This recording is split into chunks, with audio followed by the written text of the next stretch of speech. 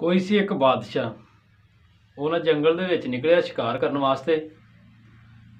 तो उन्हें प्यास लग गई तो उन्हें वेख्या भी कोई जाली बकरियां चारदे हन पे। उन्हें आख्या भी जाली कोलों पानी मंगना तो पानी पीना वा अपनी प्यास बुझाना। जो बादशाह लागे पहुंचा जाली दे मंगया, जाली ने ना उदों हुंदे सन मिट्टियां दे बर्तन, वो ना अपने मोढे नूं पाया सी ते वो मिट्टी दे बर्तन जो पानी विच है सी बादशाह मंगया तो उन्हें भंन दिता। बादशाह नूं पानी ना दिता उन्हें पीण नूं भी ये महंगाई बड़ी करदा, जिस तरह अजकल आवाम इमरान खान तो तंग इस तरह ही ना। तो बादशाह ने उन्होंने जांदी वारी आख्या, उन्हें आख्या गल ए सजना जे तेनों कोई मेरे तक लोड़ होवे ना जिंदगी च ते तू आ जी, मैं तेरा मसला हल कर दियांगा। उन्हें आख्या ठीक है। फिर कोई अरसा गुजरिया, कोई महीने दो बाद उदों बादशाह शिकार करते सन, शौक हुंदा सी बादशाहां नूं।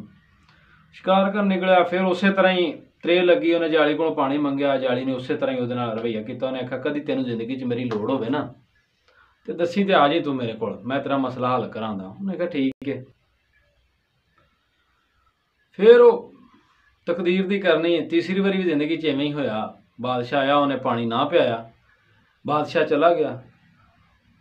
जो बादशाह नूं फिर उही गल कह गया भी कदी लोड़ होवे ते मेरे कोल आ जी तू।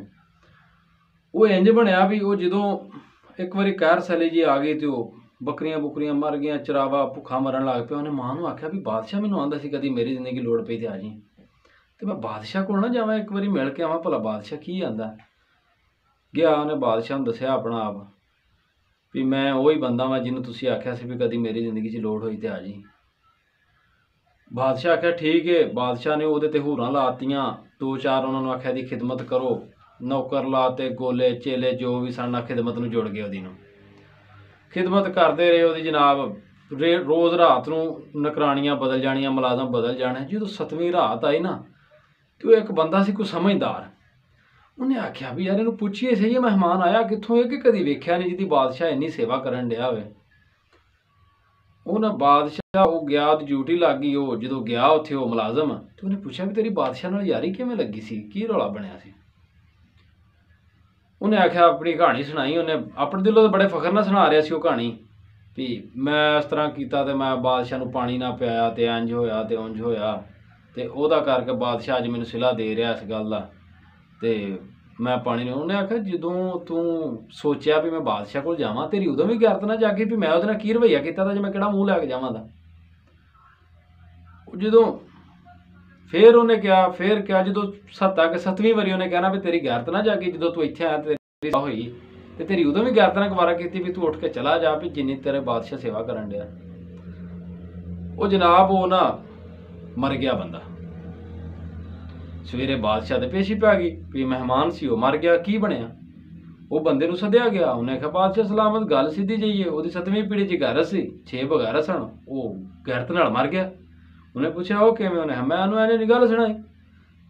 उन्हें आख्या मैं आया सा इंज बादशाह कोल भी इहदे कोलों कोई मदद लेना वा, तो मैं उन्हें पूछा भी तेनों गैरत ना आई उदों जदों तू आया भी तू की रवैया कीता सी उहदे नाल, आई तू मूँह चुक के उहदे कोल आ गया मैं, तेनों गैरत नहीं आई आउण लग्या भी जो मैं तो एक पानी ना पिया इस बंदे नूं ते अज उस बंदे कोल मैं किहड़ा मूँह लैके जावां दा।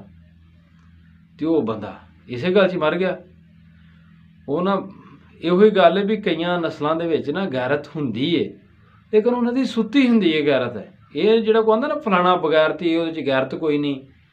ये ना उन्हें आख्या वो किसी सियाणे बंदे ने किसी ने पूछा सी तू चवल किवें होया, उन्हें आख्या थोड़ा थोड़ा हुंदियां हुंदियां मैं चवल हो गया। इन्हां दी गैरत सुणदियां सुणदियां सौ जांदी है कई लोकां दी, जगानी पैंदी है। होर ये नहीं भी उहदी गैरत कोनी या इस तरह बंदा बगैरत नहीं हुंदा, गैरत सुत्ती हुंदी है, गैरत जगानी पैंदी है कई वारी। लेकिन उन्होंने सच का आयना विखाना पैंदा, शीशा विखाना पैंदा भी आह तुहाडा शीशा ते आह तुहाडी गैरत सी। फिर जाग जाती है गैरत। मैं बड़िया बंदियां दी जागदी वेखी गैरत। लेकिन ये ना कदी सोचा करो कि बंदा फलाना बगैरत नहीं हुंदा, गैरत सुत्ती हुंदी है।